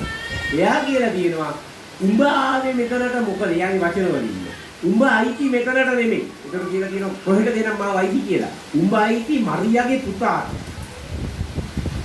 පුළුවන් නම් ගිහිල්ලා හොයාගනින් කියලා කියනවා. උඹ අයිති මරියාගේ පුතාට. එයා හදින ජේසු ලව්. ඊට පස්සේ රත්නපුරේ ප්‍රසංසාමයක් පැවැත්වෙනකොට එයා ඇවිල්ලා දන ගහලා යාඥා කරලා එයාගේ ජීවිතේ වෙනස් වෙනවා. අදට අවුරුදු 72ක් දැන් අවුරුදු දෙකකට ඉස්සෙල්ලා මට හම්බ වෙච්චි. වයස අවුරුදු 72ක්. එයා අර පේන කාරිකෝල ජේසුව හමු වෙනවා. හැබැයි ඔබ මට උදව්වක් කරන්න ඕන. ජේසුව හම්බුනායින් පස්සේ ඔයාගේ මන්ත්‍ර ගුරුකම් පොත් ටික ඔක්කොම මට ගෙනල්ලා දෙන්න. ඒ කියන්නේ මොකද්ද? තවදුරටත් ඔයාට මන්ත්‍ර ගුරුකම් වලින් ඇති වැඩක්. බලන්න මේ වගේ මට හැමතිස්සෙම හිතන දෙයක් තමයි ඔයගේ අත්දැකීම් මට ගොඩක් අහන්න වෙනවා. මට හිතෙන්නේ එන මොන ඉච්ඡර ජරා වැඩ කරපු මිනිස්සෙක්ට මේ මිනිස්සයාටත් වඩා කවුද මේ මිනිස්සයාට ආදරේ? කතෝලිකයෙකුත් නෙවෙයි කට්ටඩිය. ඒක තමයි මම ජීවිතේ පූජා කළේ හොඳට ජීවත් වෙන මිනිසුන්ට නෙමෙයි තමුන්ගේ ප්‍රශ්න තමුන්ටම ගොඩ ගන්න බැරි ජීවිතවල වැටලා ඉන්න වෙනුවෙන් තමයි මම ජීවිතේ පූජා කරේ. ඒ බැටළුවම දීතාල ජුවක් තුමන් සිට පාරිසරික පරිච්ඡේදය මොකද කියන්නේ? මම නැති වූ නේද? 100ක් ඉන්නවනම් 99ක් ඉන්නවනම් නැති විච් එකාව ඒ ඔබ වෙන්න පුළුවන් අද. ඒ මම වෙන්න පුළුවන්. අපේ ඇතුලේ කොහේ හරි තැනක අපි නැති වෙලා ඉන්නවා වෙන්නේ. අද නමස්කාරයෙන් ජය ස්වාමීන් වහන්සේට කියන්නේ එන්න ඇවිල්ලා මාව දිනා ගන්න. දිනා ගැනීමේ ස්පර්ශය, දිනා ගැනීමේ වටිනාකම, දිනා ගැනීමේ ආදරය මට දැනෙන්න සලස්සන්න. ප්‍රශංසා වේවා, ප්‍රශංසා වේවා, ප්‍රශංසා වේවා. ස්වාමින් වහන්සේගේ ආදරය අපව ස්පර්ශ කරන්නට යනවා. අතුලාන්තයෙන්ම අපව නිදහස් කරන්නට යනවා. උන්වහන්සේ මගේ එඬේ රානෝ. මම උන්වහන්සේගේ බැටළුව. ඔබයි මමයි උන්වහන්සේගේ බැටළුව. ඉඩ දෙන්න සමිදානන් වහන්සේට. අපි අතුලාන්තයෙන්ම අපි ස්වාමින් වහන්සේ ඉඩ දෙමු. සමිදානන් වහන්සේ මේ මොහොතේ දුර්වලව දැන උන්වහන්සේ නමස්කාර විශ්වාසයාදට අපි ඉඩ දෙමු. ස්වාමිනේ වහන්සේ ප්‍රශංසා වේවා, ප්‍රශංසා වේවා, ප්‍රශංසා වේවා, ප්‍රශංසා වේවා, මහිමය වේවා, මහිමය වේවා. ස්වාමිනේ වහන්සේට ස්තුතියි, වහන්සේට ස්තුතියි. ප්‍රශංසා වේවා, ප්‍රශංසා. ඇවිදින්න ස්වාමිනේ අප අතර ඇවිදින සුද වූ ස්වාමිනී ඔබ වහන්සේගේ ආදරය කරුණාව ඒ ගලාගෙන යන ආදරයෙන් ස්වාමිනී අපේ ඇතුළාන්තය ඔබ වහන්සේ ස්පර්ශ කරන්න සුද වූ ස්වාමිනී අපි ඇතුළෙන්ම ඔබ වහන්සේ මේ මොහොතේ අයිති වෙනවා ස්වාමිනී මගේ නැති වුණු තැන මගේ වැරදුණු තැන මම අසරණ වුණු තැන මට උත්තරයක් නැති තැන අරගෙන මම ඔබ වහන්සේගේ පාමුල මේ මොහොතේ වැතිරෙනවා ස්වාමිනී මට ඉඩ දෙන්න ජේසුනි ඔබ වහන්සේට ලං වෙන්නට දුබල මට ලං වෙන්නට ඉඩ දෙන්න ස්වාමිනී මේ මොහොතේ මාව ඔබව ස්පර්ශ කරන්න කියලා අපි ඇතුළාන්තයෙන්ම නැවත වාරයක් ස්වාමීන් වහන්සේට ඉඩ දීලා අපි උන්වහන්සේ ඉදිරියේ ප්‍රකාශ කරමු අපේ බැරිකම අපි උන්වහන්සේ ඉදිරියේ උන්වහන්සේට ඉඩ දෙමු අපේ ඇතුළාන්තය ඔසවලා ස්තුති සුද්ධ වූ ස්වාමිනී ප්‍රශංසා වේවා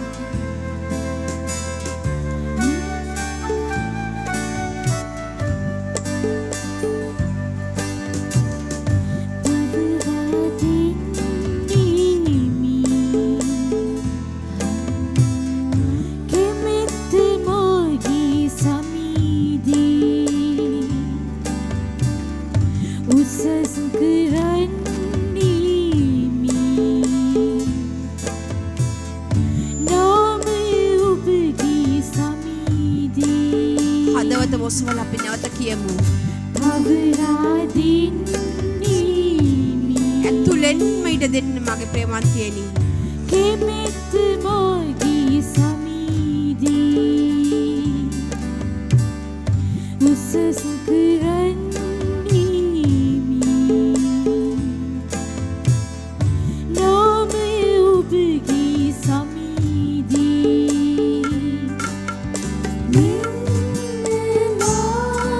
මෙන්න මා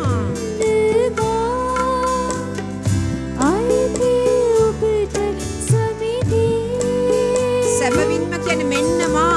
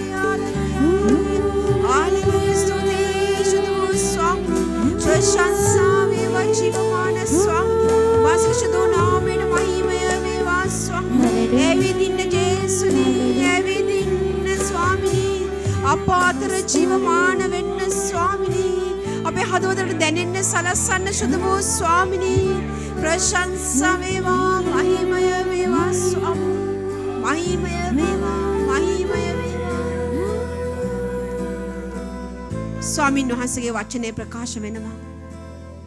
පසුගිය දේ සිහි නොකරන්න. පෙර වූ දේ ගැන කල්පනා නොකරන්න. බලන්න මම අලුත් දෙයක් කරන්නෙමි. එය දැනුදු ඉටුවේ. එය දැනුදු ඉටුවේ. මාගේ ප්‍රේමන්තිනි මෙන්න සැබෑ එඬේරගේ ආදරය. අද දුර්වල මාව දුර්වල ඔබව අද නිදහස් කරන්නට යනවා. ඒ නිසා උන්වහන්සේ කියනවා පුතේ දැන් හිතන්න එපා ඔබේ අතින් වෙච්ච අඩුපාඩුව. ඔබේ වැටුණු දේ ඔබ හිතන්න එපා. ඔබේ කාල කන්නේ කියලා හිතන අතීතය ගැන අතීතයට යන්න එපා. මම මේ දැන් ඔබේ හදවත තුළට ඇවිල්ලා ඔබ මාව අදහනව නම් මම ඔබ තුළ මහත් දෙයක් කරන්නට යනවා කියලා ස්වාමින් වහන්සේ ප්‍රකාශ කරනවා. ස්තුතියි සුද්ධ වූ ස්වාමීන් වහන්සේට මහිමය වේවා. ස්තුතියි ස්වාමිනී. Hallelujah hallelujah. අපි නිසා කියමු පවරා දෙන්නෙමි. අයිතිය මාගේ. කෙමෙත් මාගේ සමීදී උසස් කරන්නේමි. ස්තුතියි ස්වාමිනී. නාමය ඔබගේ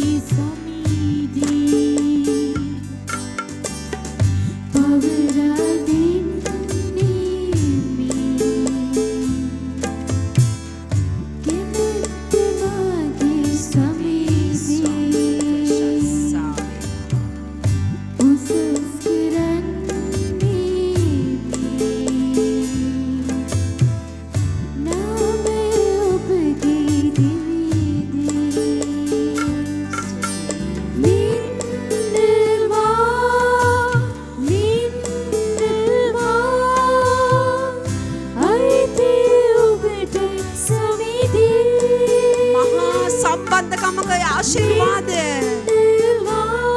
මහා ආදරයක් අප අතර ගලනවා මාගේ ප්‍රේමන්තියනි. ඉට දෙන්න ඇතුළෙන්ම ඔබයි මමයි නිදහස් කරන්නට සමිඳානන් වහන්සේ උත්තාන වෙලා අප අතර. ස්තුතියි වහන්සේට ස්වාමීනි.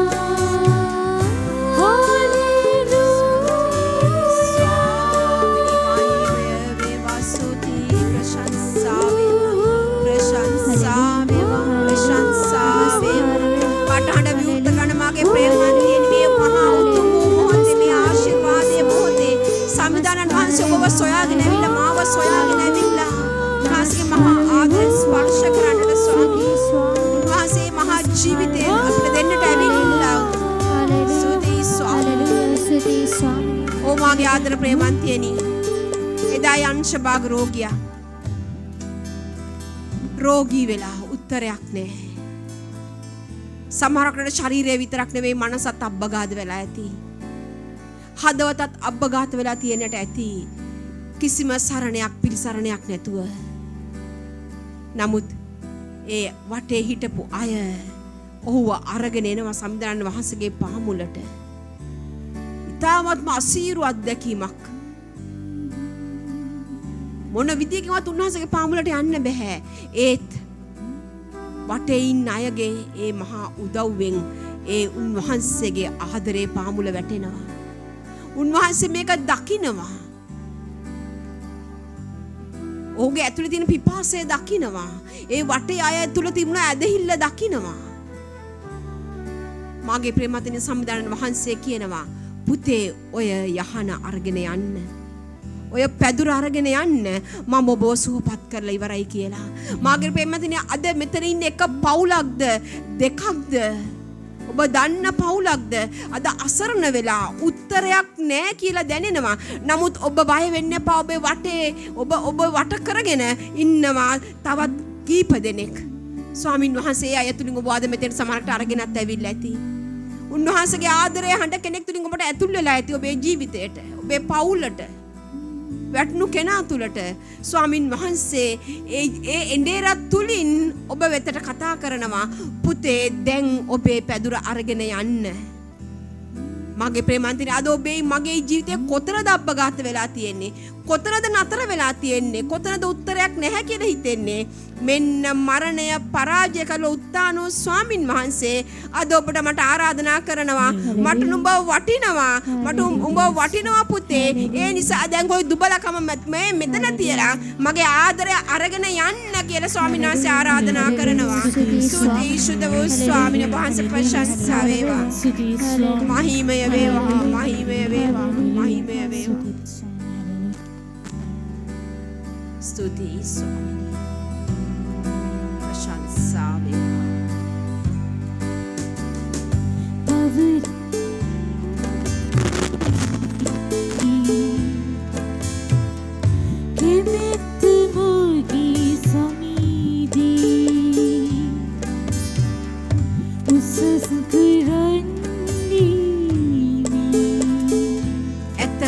ස්වාමීන් වහන්සේගේ පාමුලට සංගවාගත්ත ඇත්ත අරගෙන යන්න ස්වාමීන් වහන්සේගේ පාමුලට.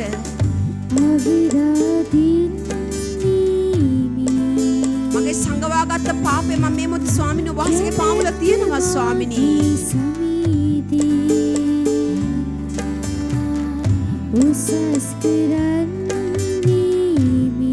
මම ඔබේ බැටළුවා. ඔබ වහන්සේ මගේ ඩේරානෝ.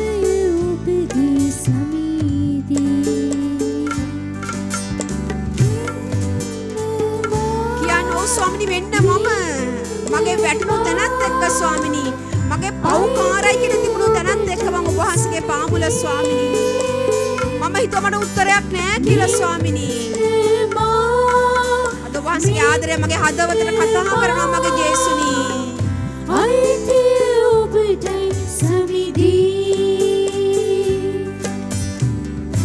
ඔබ හත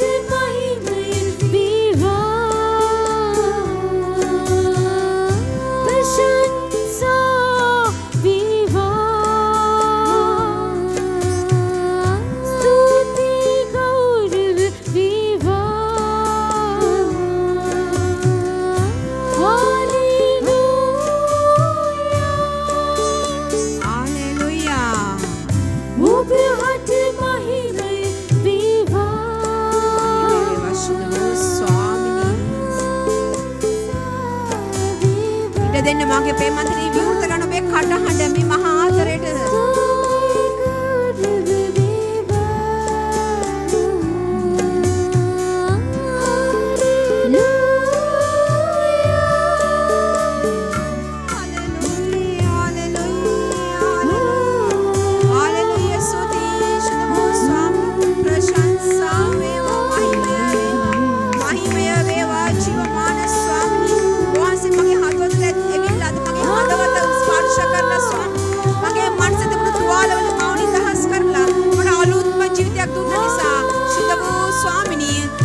ජේසුනී ඔබ වහන්සේට මුළු හදවතින්ම ස්තුතියි කියනවා.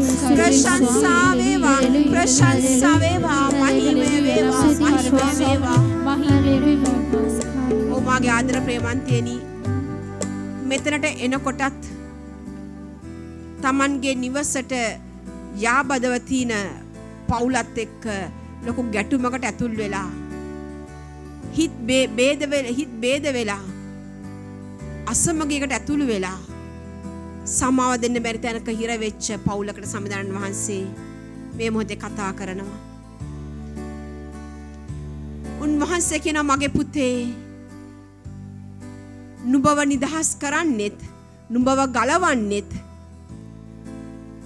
මමයි. ඒ නිසා මගේ ආදරය අදහන්න. මගේ ආදරයට ඉඩ දෙන්න. නුඹේ ශරීරයට නුඹේ මනසට ඉඩ දෙන්න එපා. නුඹට මම දුන්නු ආත්මයත් එක්ක නුඹ මං තුලට එන්න. මගේ ආදරයෙන් පිබිදෙන්න. මම දෙන ආදරය තුලින් ගලාගෙන යන ඒ මහා සමාව දීමේ ප්‍රේමයෙන් ඒ පවුල් නිදහස් කරන්නට මම අද ඔබට බලය දෙනවා කියලා ජීවමාන ස්වාමීන් වහන්සේ ප්‍රකාශ කරනවා. ස්තුති ස්වාමීනි, ප්‍රශංසා වේවා, ප්‍රශංසා වේවා, ප්‍රශංසා වේවා. ඒ වගේම තරුණ දරුවෙක් තමුන් තීරණයක් ගන්නට බැරුව මහා අරගලයක ගමන් කරනවා. තමන්ගේ අධ්‍යාපනය කුමන පැත්තකටද මං ගෙනියන්නේ? මම මොකද්ද කරන්න කියලා තීරණයක් ගන්න බැරුව මහා අරගලයක යෙදෙනවා. ඒ නිසා මේ දිනවල නොසන්සුන්ව ගත කරනවා. ස්වාමින් වහන්සේ කියනවා මට නුඹේ ඉදිරිය මුළුමනින්ම පවරන්න. මට අයිති වෙන්න. මමයි නුඹේ අනාගතය අරගෙන යන්නේ. මමයි නුඹේ එඬේරානෝ කියලා සමිඳානන් වහන්සේ ප්‍රකාශ කරනවා. ස්තුති ස්වාමී, ප්‍රශංසා වේවා.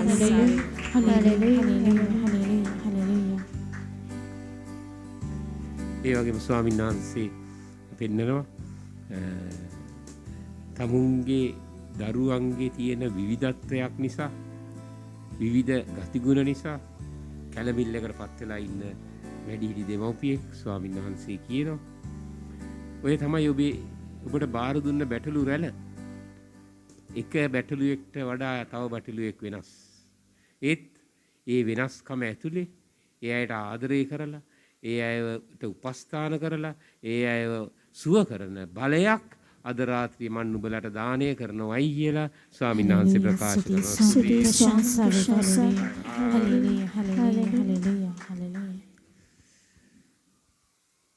අපි නැගිටිමු නේ අවසාන ගීතිකාවට.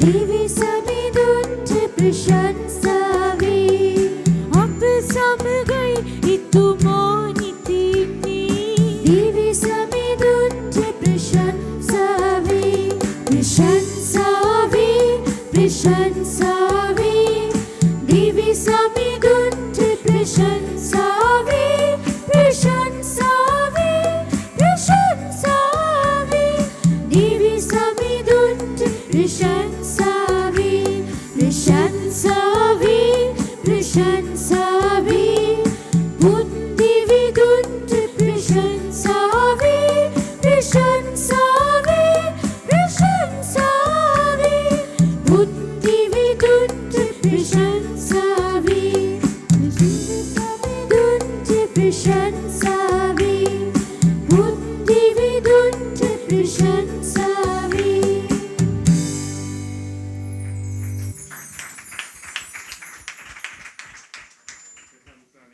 प्रशंसा वेवा प्रशंसा वेवा